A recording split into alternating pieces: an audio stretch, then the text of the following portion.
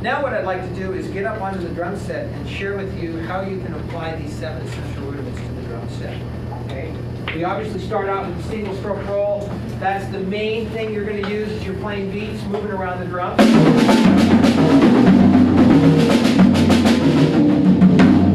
Depending upon the tension of the surface, you can use wrist to finger bouncing.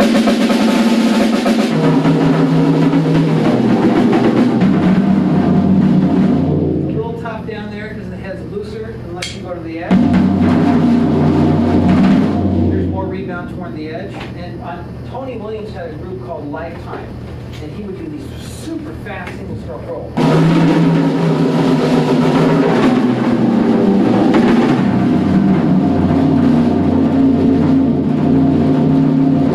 can just hear the clicking of the sticks against the head. I'm fairly certain he was using his finger controls for it. Okay? So you can use both wristed or bouncing single stroke rolls. For the buzz roll, I probably use that more for jazz.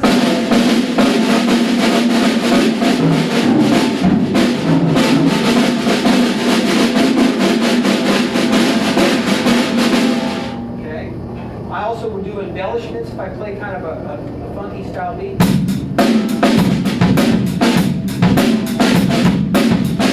So I'll use buzz strokes. A lot of times when we play funk style beats, we're throwing in extra snare drum notes between the hi-hat notes, which I call these filler notes.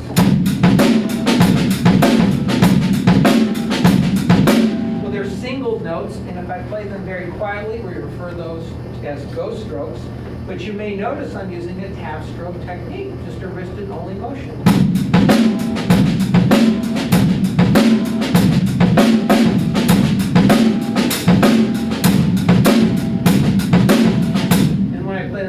I'm using a little bit of a traditional grip whipping stroke, but all the soft notes are all done with a wrist only motion.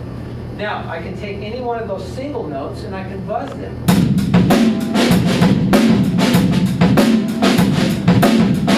Which is kind of a nice little variation on just always playing single notes. I can take those same notes and double them.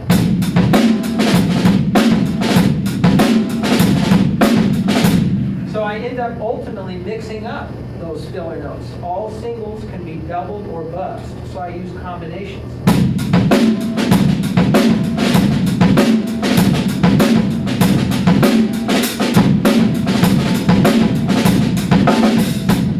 And a lot of times I'll play the backbeats, which are the 2 and 4 hits I play in the snare, as rim shots, and all the extra stuff is center hits.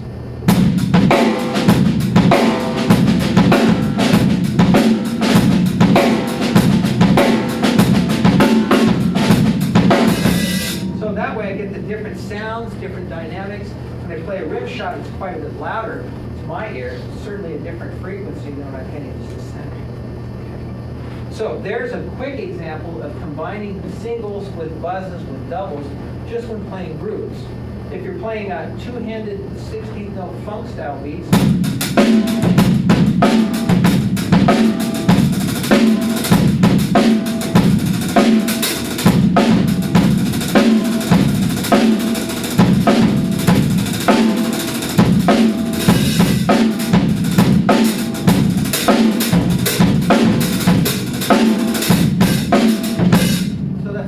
opportunity to work on throwing in some double strokes to embellish that.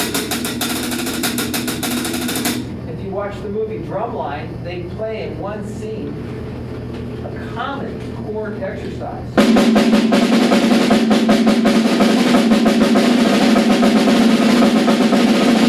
The idea being keeping the same rate of motion that your hands are moving and shifting from singles to bounce doubles.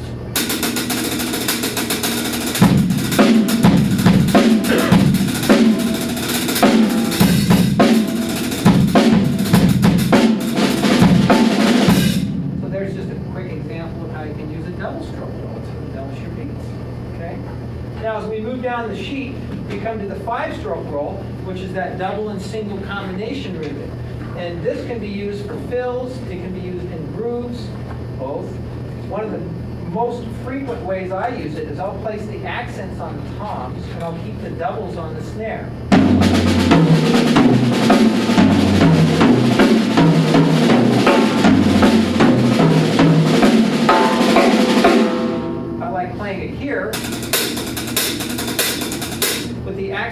the thicker sounding side of the hi-hat, using the sides of the sticks, and the double strokes on top, using the tips of the sticks.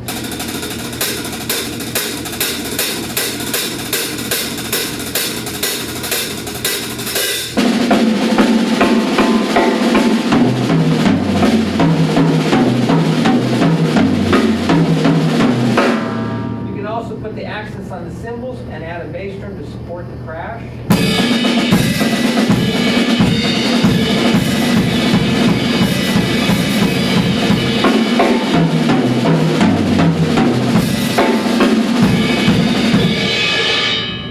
And that's one of the first rudiments I heard drummer play when I was in middle school, and there was a drummer in high school doing a solo. I heard this roll on the snare, yet I could hear accents on the toms. Crashes, and I was like, well, how can that be possible? He's got to be over here. Who's doing that? You know, of course it was him, but this is the idea. The 5-stroke roll is the first in a series of roll rudiments where you combine doubles with singles, and you play the doubles on the snare and you just toss the singles up on the toms, and it sounds seamless when you get it up to a certain rate of speed. Almost sounds like somebody else is doing part of the load, but it's all you. Okay? The next one is the paradiddle. And this one I use mainly for beats, although I do use it sometimes for some fills and soloing. But one of my favorite ways to demonstrate how important rudiments are is to show how this one can be played. Of course, we've got the accent on the beginning of each group of 4. And when we play the accent, we can feel a pulse happening with a bunch of underlying notes that are softer. So if you take that and you put the right hand up on the hi-hat, play the same pattern,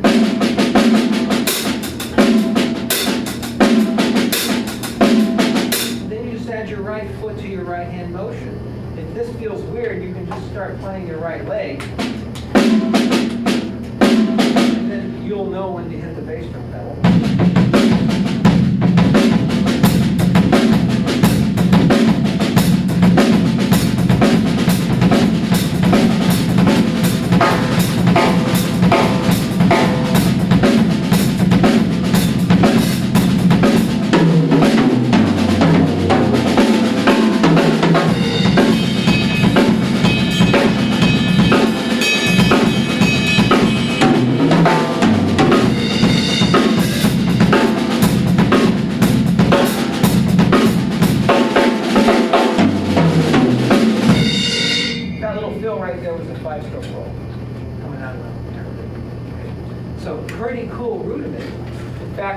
Study Neil Peart's playing with Rush years ago in late high school, I couldn't really figure out some of the beats.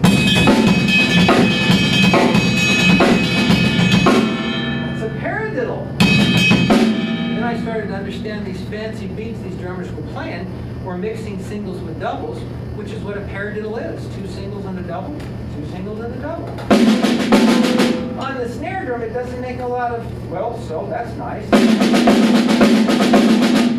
Doesn't make a lot of difference. I could just be playing alternating single strokes. Where it really starts to make sense is when you put hands on different surfaces.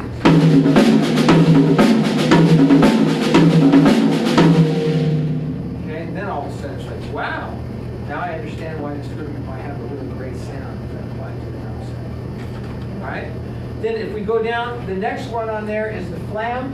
And most of the time when I use flams, I primarily play left-handed flams, with the left hand being the second hand that hits. And I like to put the right hand, which is the brace note, on the tops.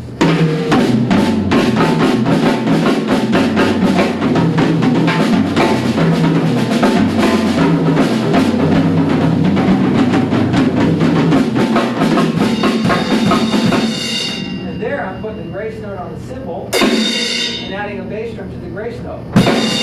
So it's like a fat crash instead of just a little lighter.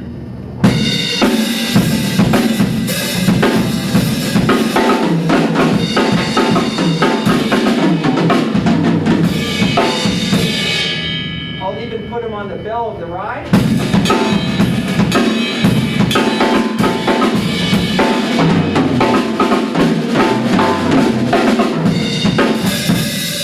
There's a ton of cool flam rudiments on your handouts and on the posters that you can use to mix up with just the generic. Okay? And then with the drag, I usually use that more to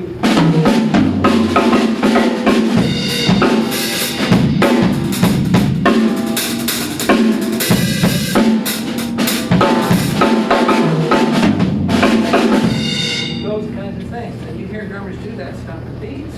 That's actually a rhythm.